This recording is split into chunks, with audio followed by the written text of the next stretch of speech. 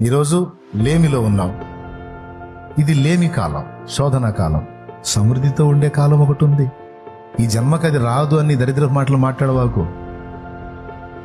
ఈ జన్మకి అది రాదుగా, అది ఇస్తాడు దేవుడు. నీకు కూడా కృపనిస్తాడు. ఆయన నిన్ను కూడా ప్రేమిస్తున్నాడు. బలహీనతలతో రోగాలతో నలిగిపోతున్న కాలం ఇది. ఓకే, స్వస్థత పొంది ఆరోగ్యముగా ఆయన మయంపరిచే కాలం ఒకటి ఉంటుంది. ప్రతిదానికి ఒక సమయం ఉంది.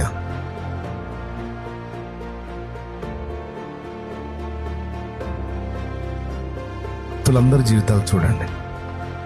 మొదట నవ్వులు పాలయ్యారు. నెహెమ్యా కావచ్చు, యోసేపు కావచ్చు, అబ్రహాం కావచ్చు, దానియేలు కావచ్చు, వీళ్ళందరూ మొదట నవ్వుల పాలైన వాళ్ళే. తర్వాత అందరి ఎదుట వారిని నవ్వేటట్టు దేవుడు చేశాడు. వారి నోటి నిండా నవ్వు ఉండేటట్టు చేశాడు.